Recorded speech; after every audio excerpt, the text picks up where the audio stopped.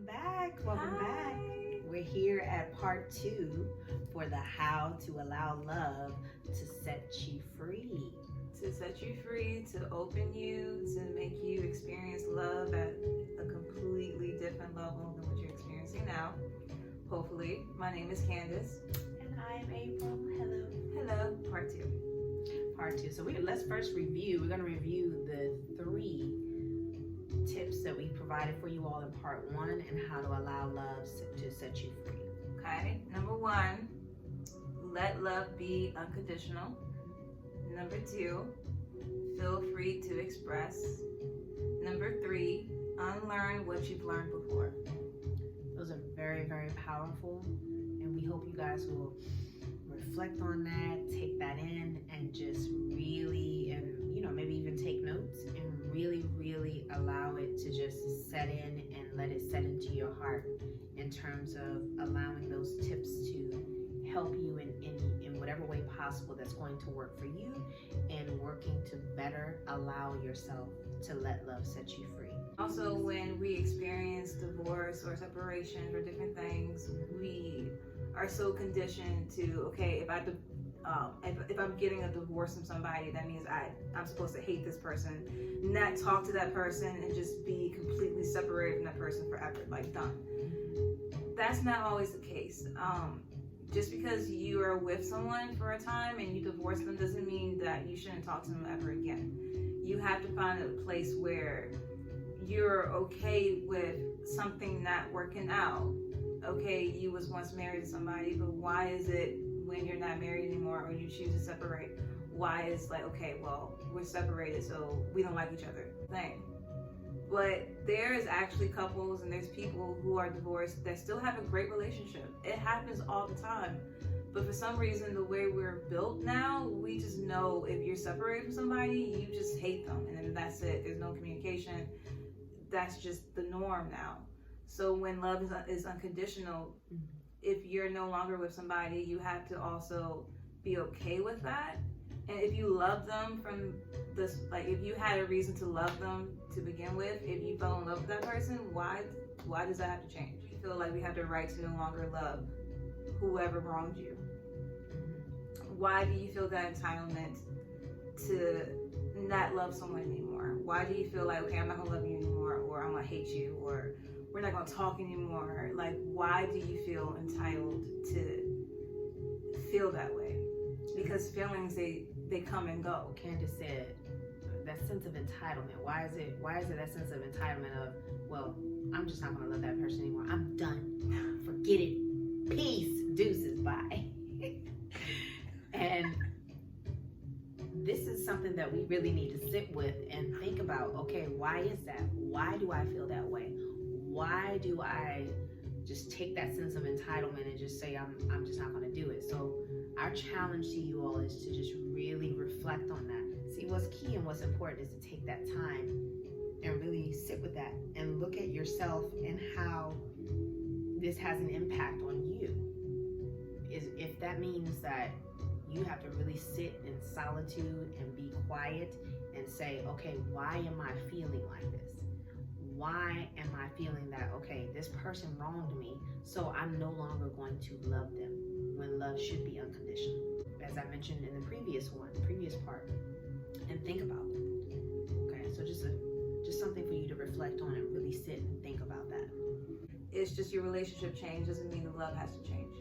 That's just one example. Another point is when you have feelings, to allow them to come and to allow them to go. So if you're hurting, or if you're upset, or if you're even happy, well, I know if you're happy, you want to enjoy that feeling, but feelings are not enjoyable, like if your heart's broken or if you're hurt, you have to learn how to feel that emotion, allow that emotion to come to you, but also release it at the same time. So it's like, I am hurting. Okay. You see what Candace just did? She's like, okay, okay. This is where it's at. There's hurt, there's pain, there's suffering, and these are feelings. But this is not the only time you're going to have these feelings. So you accept them, you embrace them, and then it's like, okay, Now I release them. Because guess what? A whole nother batch is going to come. Oh, yeah. It's going to keep coming. Yeah, so we're not saying that it's easy. We wrestle with this all the time. It's a daily work in progress. It is a struggle, you know, when we're dealing with, as far as us as humans, in terms of the human part of us. That is a huge struggle to try to embrace these feelings and let these feelings come and go. It's just like meditation when we say let the thoughts come in. If the thoughts are going to come in, let them come in and let them flow out. It's the same thing with the feelings, right? Because this is where it comes in terms of the letting love be unconditional. Because like Candace mentioned, using the divorce as an example, if you're in a relationship, you know, all of a sudden you're feeling this hurt from this person, whether it's that person did it intentionally or unintentionally. Regardless, you're going to feel a certain way. And when you feel a certain way, don't stay in it. Don't stay in those feelings unless it's a joyful feeling. Obviously, that's Candace mentioned, that's different. But if it's something that is not causing you or not bringing you joy, then now you have to sit with that. Okay, I have these hurt feelings, I have these painful feelings, I have all these different emotions going on. Be aware of the emotions. That's what we mentioned. Be aware of your emotions. Allow them to come freely and allow them to go and flow freely. It is not easy, but it has to be done. I think you have to experience that for yourself. You have to find time to be with yourself. I think that's very important. Yes. Very key. To have time with yourself, even if it's just a couple hours. I mean, if you're very busy, which I'm sure everyone's busy now, but if you can have one day where you can just sit at home and do nothing, but just be with yourself and your own thoughts. I think that's the scariest thing, to actually be by yourself and actually be within your own thoughts, because your mind just goes everywhere. And no one wants to do that. You want to just focus on the happy things or focus on your daily life because it's easier to do that. But when you sit by yourself and actually start to feel everything, because when you're by yourself, all these thoughts will come to your head. People don't want to experience that. They want things to be easy. When you have all these thoughts in your head, you be like, oh wow, I'm not doing enough. Oh wow, why am I still here? Why am I still at this job? Oh my gosh, how am I pay these bills? Like, you have to experience that so you know how to come out of it. Because you don't have to stay stuck in that. If you're worried about a bill or worried about going to work the next day, you can experience those feelings and allow them. But at the same time, ask yourself, what am I going to do to change my situation? What am I going to do to feel better? Yes, those feelings of anger and defeat. Who wants those feelings? If you don't want them, then you have to figure out, okay, how am I going to release these feelings? I don't want to stay in this. I don't want to stay in anger. I don't want to stay in depression. And listen, I know that we have, resources out there for when we talk about as far as, mental health, as far as depression and everything. But understand that we still as humans are able to tap into our own power that we have to be able to work on these feelings, work through these feelings, especially when you're in feelings of anger, depression, frustration, defeat, loneliness, right? So Candace made a great point in terms of just, you really have to sit with self. Nobody's going to do it for you. This is something that you have to internally take on so that you can feel better about you and yourself, your true self. Yeah, and so many people rely on others to make them feel good. We get in relationships to make us happy, to make us feel good. We hang out with our friends when we actually should just hang out with ourselves a little bit more. Because, and also, to touch on unconditional love, not everyone has that quality. So the saying of you are who you hang out with is actually true. Yes. If you are around people who are always negative, who are always have that fighting mentality and the mentality of depression, it was like a woe is me characteristic, like, you're not gonna get anywhere. Believe it or not, you have to distance yourself from those energies because they can attach to you and you can feel depression. It's not even your depression. is someone else's depression and they rub off on you and then you're depressed. Yes. So you have to find time to sit with yourself. And when you do all those things, you're going to start to love yourself more because you actually are starting to be with yourself and be okay with the feelings you have. And when you're okay with the feelings you have, you're not going to worry about other people's feelings like that. So it's easier to have that unconditional love because you have more compassion for yourself. That way you can have more compassion for others, because if you forgive yourself quickly, you can forgive others just as fast. Candace mentioned as far as the self-love. And that's the thing. So here's the thing about unconditional love. You got to really, really love yourself first before you can do any of the unconditional love with anyone else. You have to love yourself first and foremost. You are number one, because you can't do anything with the unconditional love for others if you're not even doing it for you. That is very, very important. That is key.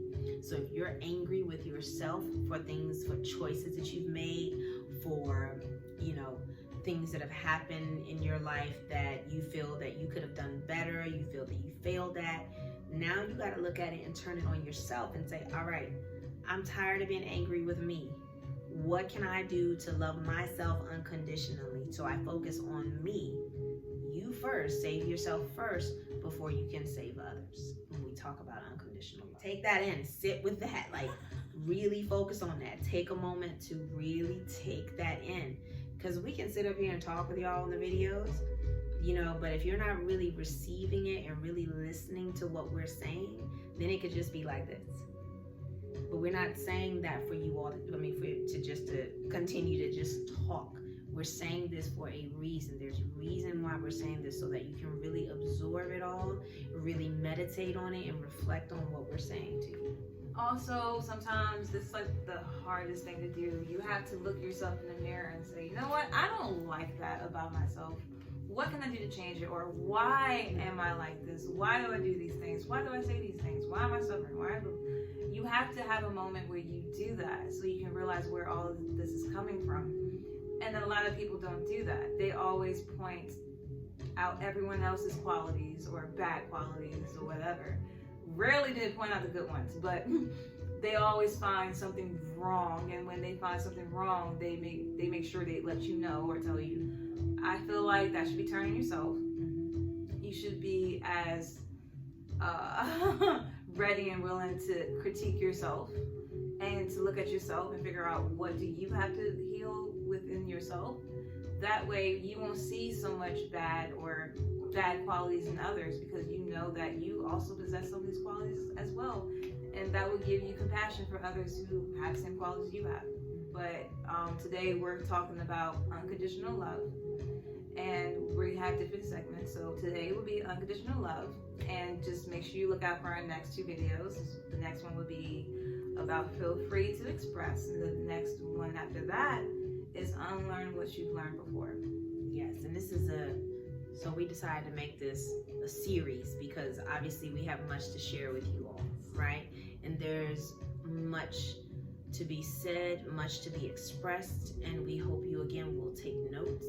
And here's the other thing, this is not something that we're telling you that this is our expertise on. This is our knowledge that wewe're sharing with you.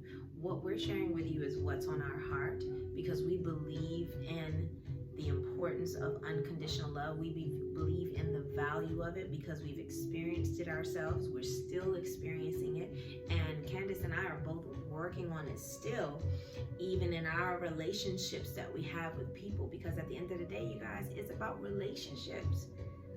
We believe that's why we were put here, to have relationships with each other, relationships that are unconditional. When we talk about love, so our first piece on letting love be unconditional, take it, we always hope that you all just take it in light and in love.